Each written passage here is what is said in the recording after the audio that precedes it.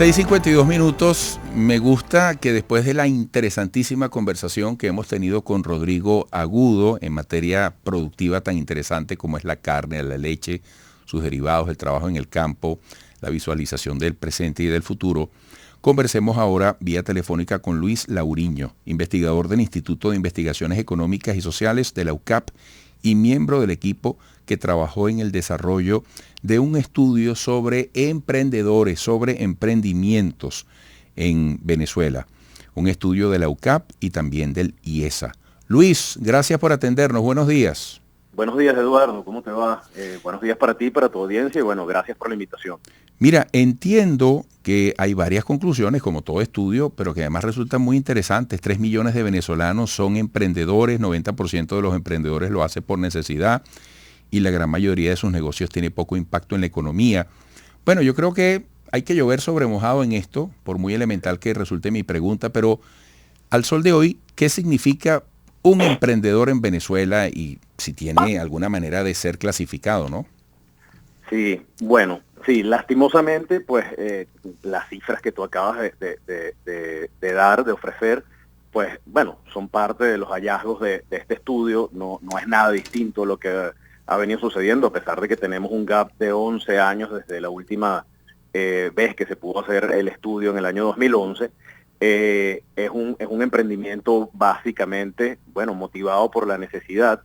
Es un emprendimiento, esas características son características típicas de economías con problemas como la nuestra y bueno, pero también hay que tomar en consideración que se trata de percepciones, probablemente esas cifras pueden tener algo de abultado, y las percepciones además son sumamente sensibles a los cambios del entorno, pero bueno, la realidad es que ciertamente nosotros hemos tenido, no es secreto para nadie, hemos tenido pues problemas serios económicos, no desde ayer, tenemos años con problemas estructurales de la economía, y entonces bueno, el emprendimiento por necesidad se vuelve una alternativa cuando no tienes posibilidades de insertarte en la economía formal, cuando no tienes posibilidades de tener un salario que te permita vivir suficientemente con ese salario, y bueno, esa es una realidad en Venezuela. Sin embargo, vemos un poco que esos indicadores en el último periodo, pues tal vez pudo cambiar un poquito, sobre todo los emprendedores que se llaman técnicamente en este estudio emprendedores nacientes,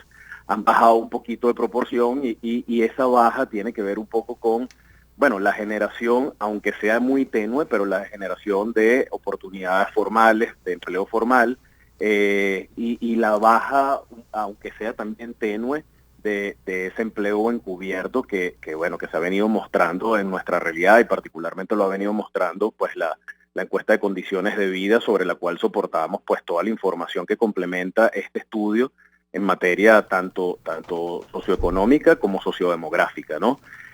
Sin embargo, fíjate, yo creo que también hay una cosa importante. Uno de los hallazgos del estudio es que el venezolano en una buena proporción estaría dispuesto a emprender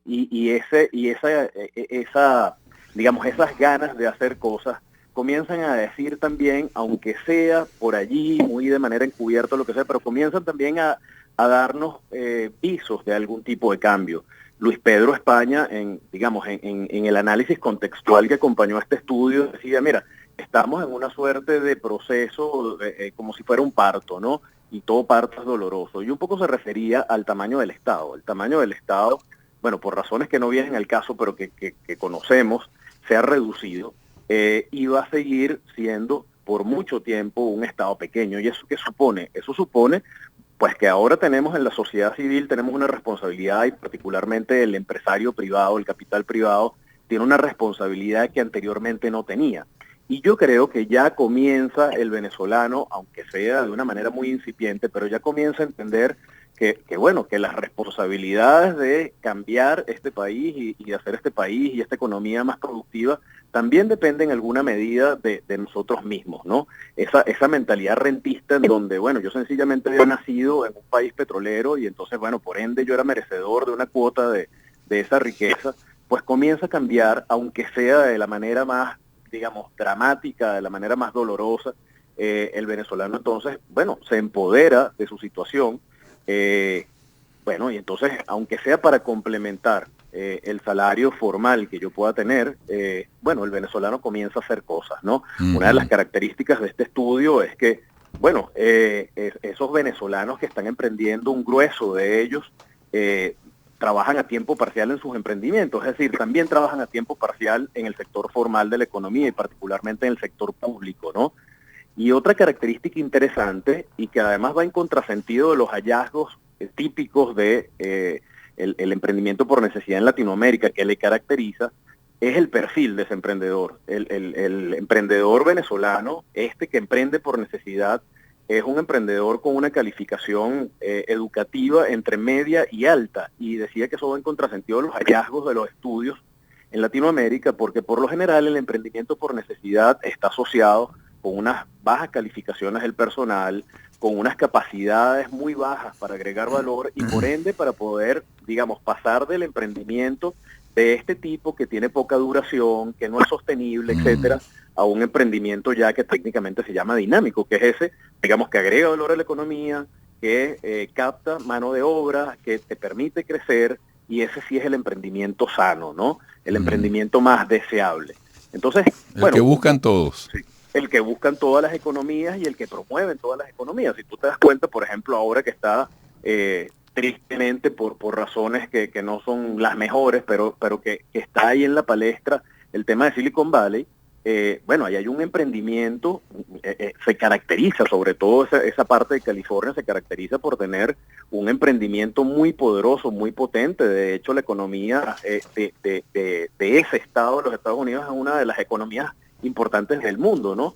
Y básicamente se compone de emprendedores, pero de emprendedores dinámicos, de emprendedores que crecen, que aportan a la economía, etcétera, ¿no? Y entonces, bueno, ese es el gran reto, hacer pasar estos emprendimientos y esas características del emprendedor venezolano y esas ganas del emprendedor venezolano, a facilitarle un poco herramientas de educación, a facilitarle un poco sistemas crediticios sólidos que le permitan políticas públicas, una institucionalidad sólida que realmente le brinde soporte al emprendimiento, porque bueno... Luis, tú sabes que se me agotó el tiempo, sí, pero en un minuto el anuncio hecho por el gobierno de Nicolás Maduro, hasta donde ustedes puedan definir la propuesta o entenderla, va en línea un poco con lo que tú estás diciendo. Totalmente, totalmente. El problema es que hay que pasar de lo teórico y de lo nominal a lo real, ¿no? Entonces, si esa ley de emprendimiento, si esa habilitación de una plataforma para el emprendimiento, si todas esas medidas de tipo impositivo realmente son serias y le brindan soporte, son verdaderas y le brindan soporte real al ecosistema de emprendimiento, oye, pues bienvenidas, porque eso es parte de los elementos que permiten habilitar un emprendimiento ya más sano. Claro. Y que ayudaría pues a transformar la economía, ¿no?